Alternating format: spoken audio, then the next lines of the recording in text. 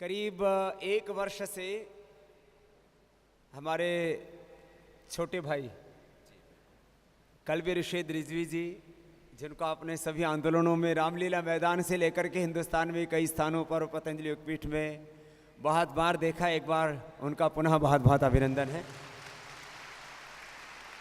और लगभग 1 वर्ष से वो प्रयास कर रहे थे कि हम ईरान के साथ कुछ बड़ा काम करें, योग, spirituality and Ayurveda herbal medicine को लेकर के। और आपको जानकर के खुशी होगी कि जितना हमारे हिंदुस्तान में नेचुरल हर्बल मेडिसिन्स को लेकर के, योग और स्पिरिचुअलिटी को लेकर के जितना क्रेज अपने भारतवर्ष में है, वैसा ही क्रेज ईरान में भी है। और हमारे गुलाम रजा अंसारी साहब ऐसे भी देखने में भी बहुत प्यारे हैं।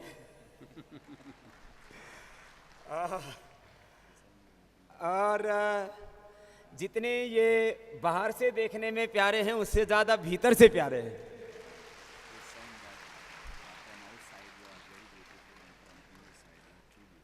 और वो भारत से बहुत प्रेम करते हैं, और भारत का जो योग और अध्यात्म है और आयुर्वेद है, नेचर है, उससे और भी ज़्यादा प्रेम करते हैं। और आगे तो ये खुद ही बोलेंगे। वैसे इनका योग, अध्यात्म, योग, स्पिरिचुअलिटी एंड अपने नेचुरल प्रोडक्ट्स को लेकर के बहुत कुछ करने का ईरान में इनका मन है। मुझे लगता है एक नया ब्रिज बनेगा, एक नया सेतु बनेगा आज के इनके आगमन से भारत और ईरान के बीच में। और ऐसे तो आपने जैसे हिंदुओं के अंदर बहुत प्रकार के समूह हैं, ऐसे मुसलमानों में 2 मुख्य शाखाएं हैं, एक शिया और सुन्नी। तो ये शिया प्रधान देश है ईरान, और शिया लोग पूरी दुनिया में अपनी सरलता, सहजता और नॉन वायलेंस के लिए पहचाने जाते हैं, अहिंसा के लिए, प्रेम के लिए। तो बहुत प्यार वाले लोग होते हैं शिया लोग। वैसे भी शिया लोगों को देखते ही ना ऐसे ही मन में शांति सी आती है। इनके भीतर जो एक दूसरे के प्रति प्यार और मोहब्बत होता है, कोई किसी तरह का फितून नहीं होता, एक जुनून होता है सत्य के लिए, धर्म के लिए, ईमान के लिए। ऐसा इनका व्यक्तित्व है। और पतंजलि योगपीठ में पहली बार आए, श्रद्धेय आचार्य श्री ने इनको पूरा पतंजलि योगपीठ घुमाया है। पतंजलि फूड पार्क जो वर्ल्ड का सबसे बड़ा फूड पार्क है, वहाँ पर भी जा कर के आए हैं। और इनकी कुछ ऐसी इच्छा बन रही है कि जैसा ये पतंजलि योगपीठ का सेंटर भारत में है, ऐसा कुछ ईरान में बने। ऐसा ये मन में अपने बहुत बड़ा संकल्प लेकर के आए। तो मैं तो ज़्यादा नहीं कहूँगा। हमारे कल्बे रुशेद रिजवी जी हमारे हिंदुस्तान में जितने भी सिया गुरु हों, उनमें एक ऐसे हमारे भाई हैं कि जो हमेशा हिंदू और मुसलमान सबके भीतर एक मानवीयता का रिश्ता, एक हमारे जो पुराने मूल्य हैं वो तो सबके एक ही हैं। स्पिरिचुअलिटी तो सबके लिए एक है, मानवता तो, सत्य तो एक है सबके लिए। तो हमारे कल्बे रुशेद रिजवी एक ऐसे हमारे मुसलमान भाई हैं जो हिंदुस्तान के मुसलमानों को और हिंदुओं को जोड़ने के लिए एक बहुत बड़ा सेतु का काम करते हैं। उनको भी बहुत बहुत हमारा अभिनंदन है, प्रणाम है। और मैं चाहूँगा कि हमारे कलवी ऋषिद रिजवी जी, वो भी हमारे बहुत ही प्यारे भाई हैं, वो भी यहाँ आप सब युवाओं को, मैंने कहा इनको अभी 3 कैंप हैं हमारे यंगस्टर्स के, उसमें ये सबसे पहला कैंप है जो मध्य भारत और हमारे पश्चिम भारत के महाराष्ट्र, गुजरात और मध्य भारत के युवाओं का है। तो कलवी ऋषिद रिजवी जी, आप सब युवाओं को भी कुछ यहाँ पर मार्गदर्शन और आशीष के शब्द कहें। एक बार आप सब की ओर से कलवी ऋषिद रिजवी जी का बहुत बहुत अभिनंदन।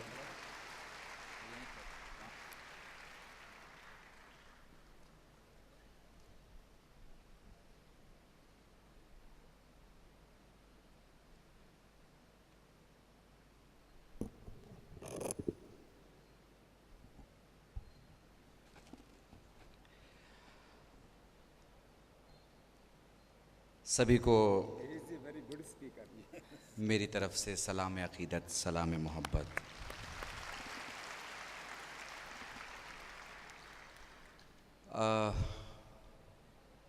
मेरा ये कहना गलत होगा कि मैं आया नहीं, सच तो ये है कि मैं गया ही नहीं।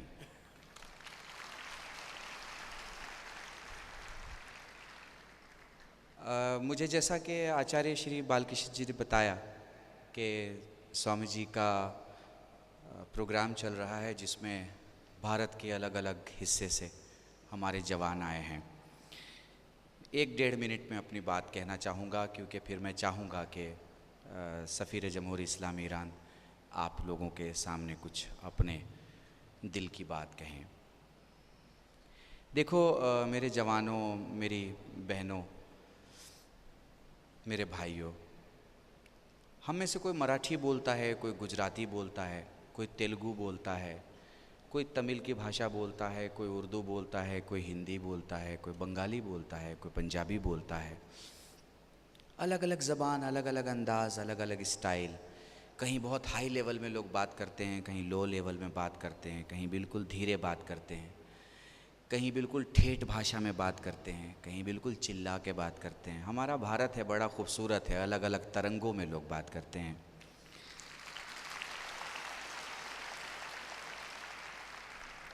मैं बस तुम्हें एक ही चीज़ बोलना चाहता हूँ, तुम्हारी ज़बान मेरी ज़बान से, तुम्हारा स्टेट मेरे स्टेट से, तुम्हारा शहर मेरे शहर से, तुम्हारा तालुका मेरे तालुके से, तुम्हारा गांव मेरे गांव से, तुम्हारी ज़मीन मेरे ज़मीन से, तुम्हारी जगह मेरी जगह से दूर हो सकती है, पर मेरा दिल तुम्हारे दिल से दूर नहीं हो सकता।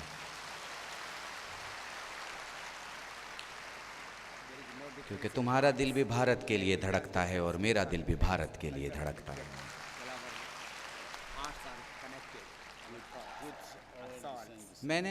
मुझे याद नहीं स्वामी जी, शायद मैंने पूना में कहा या कहाँ कहा, एक जुमला आप ही के साथ कहा था कि हम दुनिया के वो बड़े और बेहतरीन मुल्क हैं कि हम दावा कर सकते हैं कि ज़िंदगी के नाम पे दुनिया में जीने वाले इतने लोग नहीं हैं जितना भारत में भारत के नाम पे मरने वाले लोग हैं।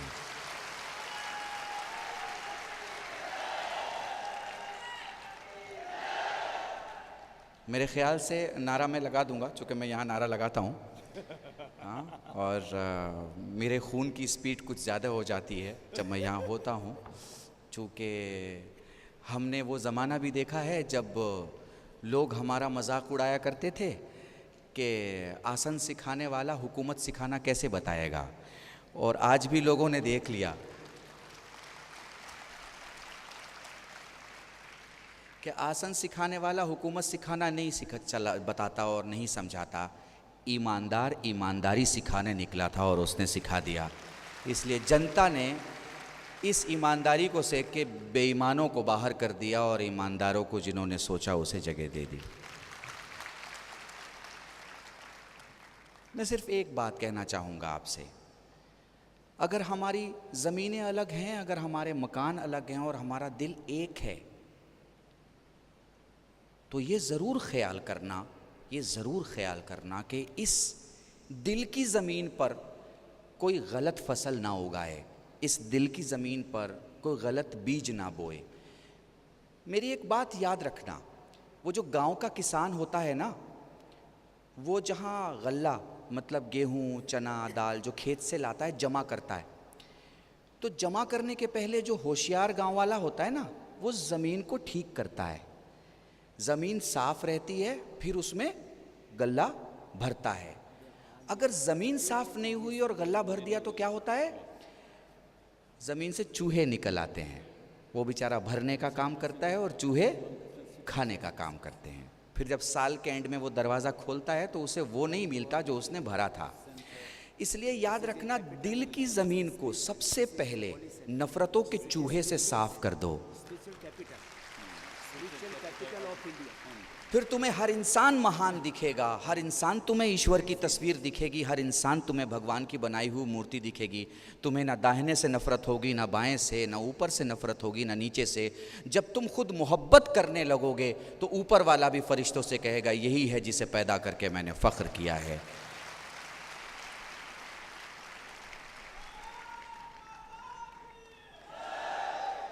मैं अपनी बात यहीं ख़त्म करना चाहता हूँ। मुझे फ़ख्र है कि मैं हिंदुस्तानी हूँ, हिंदुस्तानी हूँ। और इस फ़ख्र के साथ अपने दोनों हाथों को पाक माँ ने जो दूध पिलाया है उसकी याद ताज़ा करते हुए अपने दोनों हाथों को उठाकर मैं कहूँगा हिंदुस्तान, और तुम्हें कहना होगा जिंदाबाद। हिंदुस्तान, हिंदुस्तान, हिंदुस्तान। कोई शिकवा न शिकायत न गिला करता हूँ, सब सलामत रहो ये रब से दुआ करता हूँ।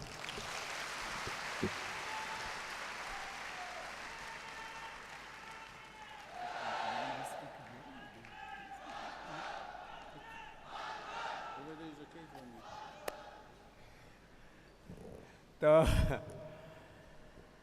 हमारे कल्बे रशीद रिजवी जी एक अच्छे इंसान होने के साथ साथ एक अच्छे वक्ता हैं। वो जब भी बोलते हैं ना, ऐसे ही हजारों लाखों लोगों का जो है खून में गर्मी ला देते हैं। एक बार उनका बहुत बहुत पुनः अभिनंदन है। और हमारे गुलाम रजा अंसारी साहब, उनसे पहली बार मिले हैं, लेकिन ऐसा लगता है कि उनसे ये मोहब्बत बहुत पुरानी है। और मैं उनसे कहूँगा कि वो यहाँ पर अपनी स्पीच वो अंग्रेजी में बोलेंगे। और अंग्रेजी जितने भी यंगस्टर्स हैं आजकल हिंदुस्तान के, सब जवानों को अंग्रेजी तो समझ में आती है। तो एक बार उनका सबके ओर से बहुत बहुत अभिनंदन है। In the name of God, compassionate, the merciful. Compassionate, the merciful. These all respected words in all over the world. Compassionate, the merciful. First of all, let me thank Mr. Kalbe Roshaid Rizvi, Maulana Kalbe Roshaid Rizvi, who created such opportunity for me to visit such a holy spiritual center, Haridwar city.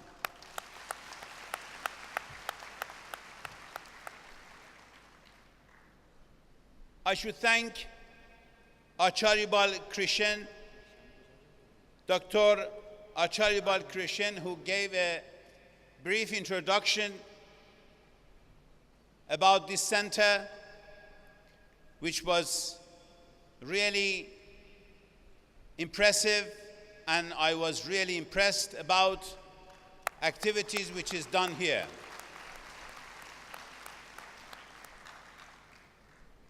Patanjali Center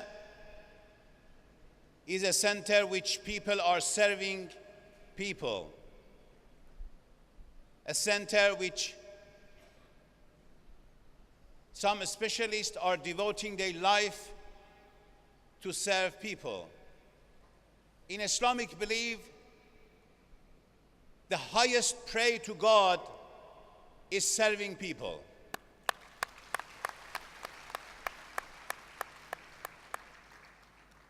I should thank really Swami Baba Ramdev, who is the main cause behind all these efforts.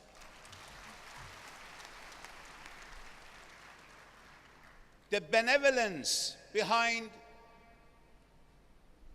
such a school of thought is respectful in all over the world. When we go deep in different religions, we see that all goodies are the same.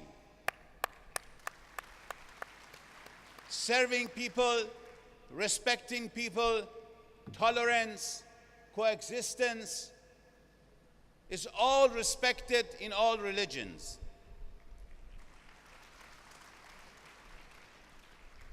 Spirituality is something the world is in a desperate need of that.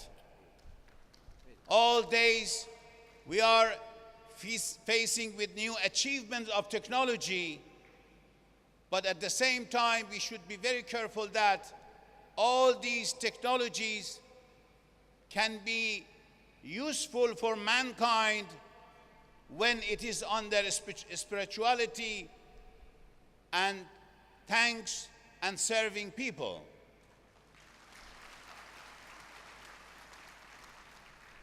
You know, the main mission of ambassadors is, first of all, to introduce their country, and second is inventing options for bringing people together. Iran and India used to have a very historical and cultural links.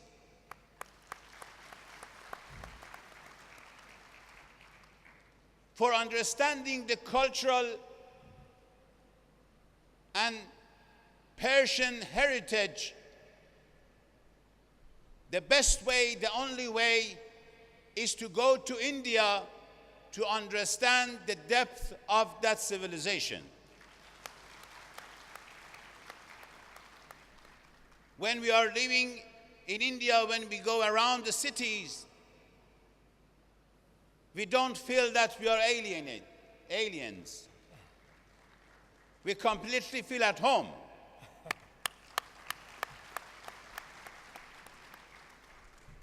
And I'm sure, according to great potentials between Iran and India, the options for cooperation between these two nations, these two countries, are huge. One of the potentials which I realize today is finding a way how we can link between such a prestigious center and successful center for serving people with the equivalent institutions in Iran, especially on herbal medicine and herbal treatment. I'm sure nowadays in all over the world, herbal treatment and herbal medicine is very respected. And it's the same in Iran. And as far as I remember, we call it traditional treatment. Herbal treatment used to be the best way for treating people in old days.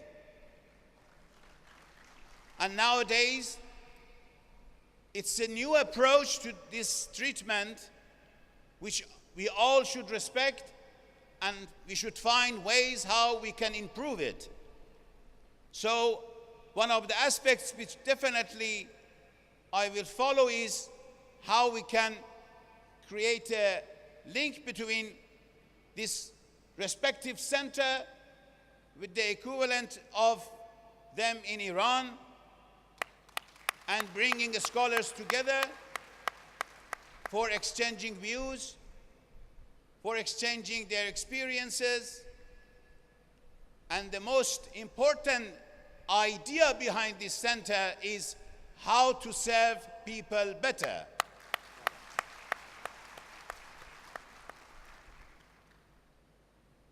Muslims and Hindus had been living in this country for centuries.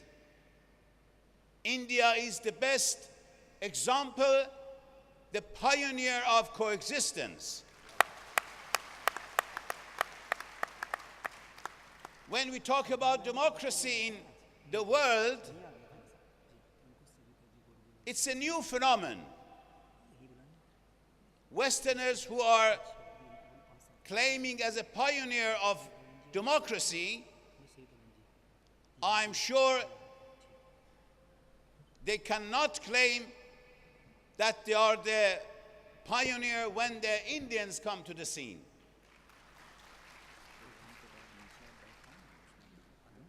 Democracy, peaceful coexistence in India goes back to the centuries ago. And coexistence in India is institutionalized, and these people, Indian people, should be proud of themselves to live in this way. And they can teach all people around the world that it's possible to have different beliefs, but living with each other peacefully. Just to giving a brief introduction about Iran approach, I want to reiterate that we welcome peaceful coexistence between all religions. What nowadays you are hearing about West Asia and killing some people on the name of Islam, it's completely nonsense.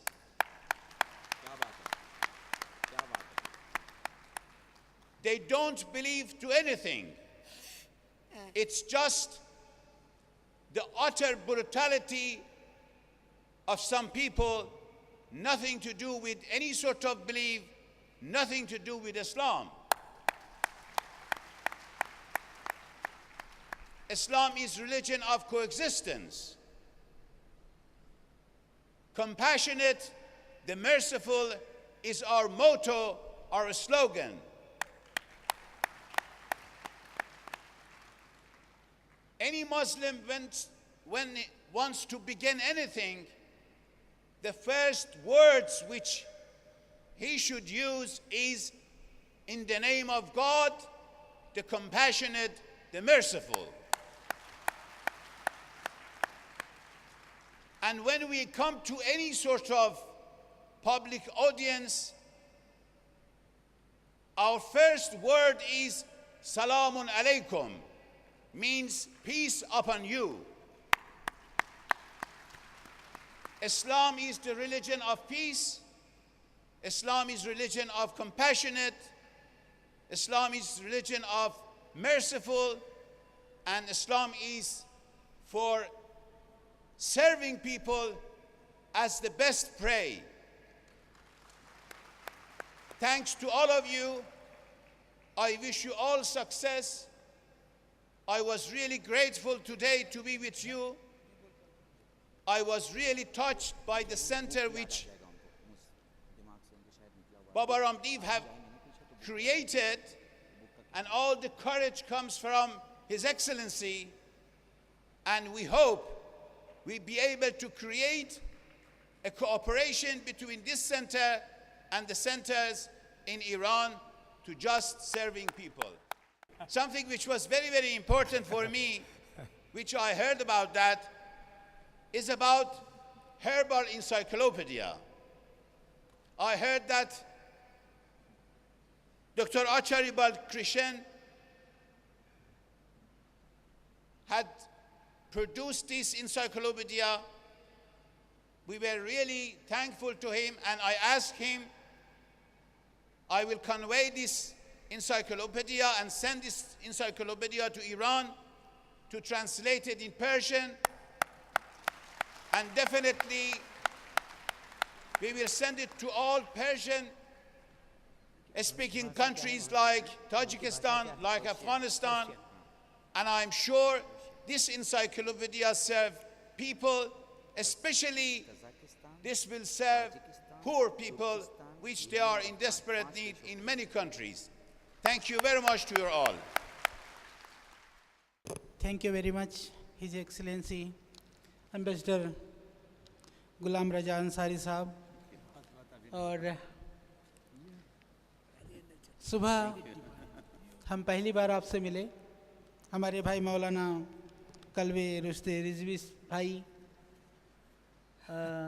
बोलते हैं मैं गया ही कहाँ था, क्योंकि ये वक्ता भी हैं, कवि भी हैं और धर्मगुरु भी हैं। तो ये धर्मगुरु होने के साथ साथ ये बहुत पहुँचे हुए हैं, इसलिए ये बहुत ऊपरी तौर पर इनके अलग अलग रूप दिखते हैं, पर दिल से गहराई से वो श्रद्धेय स्वामी जी के मिशन में और अभियान में एक ताकत की तरह से खड़े थे और खड़े रहेंगे। मुझसे भी कहते हैं भाई बाहर की चीज़ों को मत देखो, अंदर दिल को देखो, क्योंकि आध्यात्मिकता का मतलब दिल ही होता है। दुनिया को बाहर का रूप दिखाते हैं, दिल से तो हमारे पास में ही है। तो आप लेकर के आए, जैसे कि आपने सुना श्रद्धेय स्वामी जी का तप पुरुषार्थ, और आप सब पतंजलि योगपीठ, भारत स्वाभिमान पतंजलि योग समिति, उस समिति में और स्वाभिमान में सेवाएं देते हुए आप सभी लाखों लाखों हमारे तप और पुरुषार्थ से अहरनिश दिन रात एक करके लगे हुए भाई बहन, आपको इस बात का संतोष होना चाहिए कि जो आप तप कर रहे हो, जो आप पुरुषार्थ कर रहे हो, उसकी जो गूंज है वह देश से बाहर बहुत दूर दूर देश दिगांतरों में है। उसका एक छोटा सा उदाहरण, छोटा सा स्वरूप आपने देखा। और माननीय एम्बेसडर साहब के साथ में हमारे साथ में हैं मोहसेनी जी और माननीय हमारे खालिली जी और भाई मेलेकी जी, ये तीनों विशेष कर करके यहाँ पर बैठे हैं। खालिली जी को क्योंकि उर्दू और हिंदी भी आती है, ये बखूबी जो हमने बोला है ये सब बाद में सबको समझा भी देंगे। तो यह हमारे लिए ईरान के साथ में विविध क्षेत्रों में जो उस राष्ट्र को समृद्धशाली बनाने के लिए भारतवर्ष से जो राजनीतिक संबंध और सहयोग है, उसके अतिरिक्त यदि इनको कुछ विशेष दिख रहा है, वह दिख रहा है पतंजलि योगपीठ, जिस एक संस्थान के द्वारा उस ईरान को शीर्ष में पहुंचाने के लिए, चाहे वो सांस्कृतिक हो, चाहे वो स्वास्थ्य के रूप में हो, चाहे वो ऑर्गेनिक के रूप में हो, चाहे वह जड़ी बूटी के रूप में हो, एक ही जगह से हो सकता है तो वह पतंजलि योगपीठ से हो सकता है। ये पतंजलि योगपीठ के लिए पूरे देश और दुनिया में जो श्रद्धेय स्वामी जी के इस महाअभियान से, महामिशन से जुड़े हुए भाई बहन हैं, उन सब के लिए बहुत ही बड़े गर्व और गौरव की बात है। और हम सबको इसके लिए हम बहुत हर्ष और अपने आप में गर्व महसूस करते हैं। और हमारे लिए आप जानते हैं कि विगत लगभग 6 वर्षों से हमने रात दिन एक करके हम लगे हैं वर्ल्ड हर्बल इंसाइक्लोपीडिया, उसके विषय में आज हमारी बात हुई। अभी इंसाइक्लोपीडिया लगभग अभी तक हमारी चेक लिस्ट फाइनल हो रही थी। हम 5000 पौधों से शुरू हुए थे, वो 5000 पौधे बढ़ते बढ़ते आज 55,000 पौधे पहुंच चुके हैं। उसका डेटा इकट्ठा करना, उस डेटे को साइंटिफिक सोर्सेज को इकट्ठा करना बहुत दुस्तर और बहुत कठिन काम था। वह काम लगभग हो गया है। अभी उसका फाइनल डॉक्यूमेंटेशन का काम, अलग अलग वॉल्यूम वाइज उसको पब्लिकेशंस का काम, लिखने का काम शुरू हो चुका है। मुझे इस बात को कहते हुए पूरी खुशी है, प्रसन्नता है, हर्ष है कि भारतवर्ष में हम उसको अभी हिंदी और इंग्लिश 2 भाषाओं में तो हम तैयार कर रहे हैं। जितने जितने वॉल्यूम तैयार होते जाएंगे, जितने जितने भाग यहाँ पर प्रकाशित होते जाएंगे, हमें खुशी है कि इससे बड़ा हमारा ऐतिहासिक संबंध का और कोई प्रमाण नहीं हो सकता। ईरान और भारत का संबंध का सबसे बड़ा प्रमाण यह है कि भारत में जो वैश्विक स्तर का काम हो रहा है उसके तुरंत बाद ईरान में होगा, और पर्शियन में तीसरी पुस्तक जो छपेगी वर्ल्ड हर्बल एनसाइक्लोपीडिया की, क्योंकि हमें विश्वास है, हमारे अंदर इसको लेकर के हम बहुत आशान्वित हैं कि दुनिया के 50 भाषाओं में वर्ल्ड हर्बल एनसाइक्लोपीडिया छपेगा। और मुझको इस बात को कहते हुए खुशी है, माननीय एम्बेसडर साहब ने कहा कि तीसरी भाषा जो होगी वो पर्शियन भाषा होगी जिसमें वर्ल्ड हर्बल एनसाइक्लोपीडिया छपेगी। तो इसके लिए मैं इनको बहुत बधाई देता हूँ और बहुत मेरी शुभकामनाएं हैं। भगवान आपको बहुत शक्ति और ताकत दें और आप अपने ईरान देश के लिए बहुत कुछ करें, मानवीय संवेदनाओं के लिए करें, और हमारी जो साझा संस्कृति है उस संस्कृति के लिए आप काम करें, और वर्ल्ड हर्बल एनसाइक्लोपीडिया का काम आप कर देंगे तो मैं समझता हूं कि मानवता के जो ऋण है हमारे ऊपर, उस ऋण से उऋण होने में आप एक बहुत बड़ी भूमिका, पूरा इतिहास रच के जाएंगे। क्योंकि यह जड़ी बूटियाँ, जब तक हमारा जीवन है तब तक जड़ी बूटियाँ रहेंगी, और जड़ी बूटियों का जो ज्ञान है वो मानव मात्र के लिए सर्वांगीण रूप से उपयोगी और उपकारी है।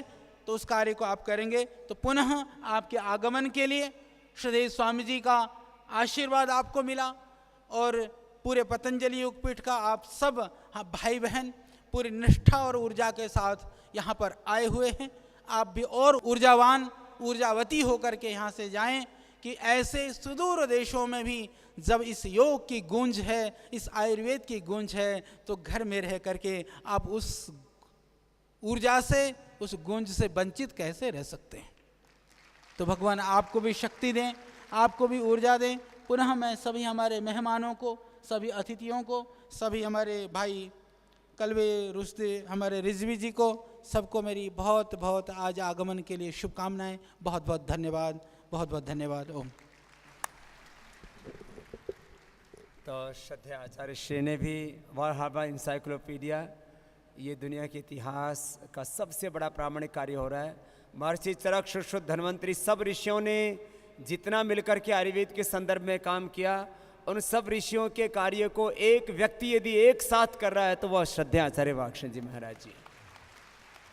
और हमारे गुलाम रजा अंसारी साहब ने एक बहुत बड़ी बात कही, क्योंकि आजकल इंडिया के हर टीवी चैनल के ऊपर बगदादी के किस्से चलते हैं, और इन्होंने यहाँ इस मंच से कहा कि बगदादी जैसे लोग मुसलमान नहीं, वो इस्लाम के दुश्मन हैं, वो इस्लाम के दुश्मन हैं, दोस्त नहीं।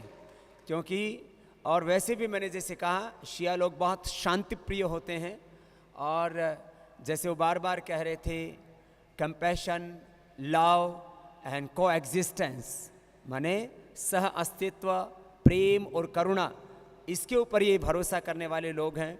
मुझे लगता है इस को एग्जिस्टेंस में योग, स्पिरिचुअलिटी एंड हर्बल मेडिसिन, ये एक दूसरे देश के साथ में जुड़ने वाले एक ऐसे सनातन सत्य हैं। जैसे उन्होंने कहा कि जो हमारे जो स्पिरिचुअल वैल्यूज हैं वो तो सब में एक ही, उसमें कोई भिन्नता हो ही नहीं सकती। हम इनकी आत्मीयता के लिए, इनके यहाँ आने के लिए एक बार पुनः सब की ओर से इनको बधाई देते हैं। खड़े होकर के इनको अभिनंदन करते हुए यहाँ से प्रस्थान करें। बहुत बहुत आपको अभिनंदन।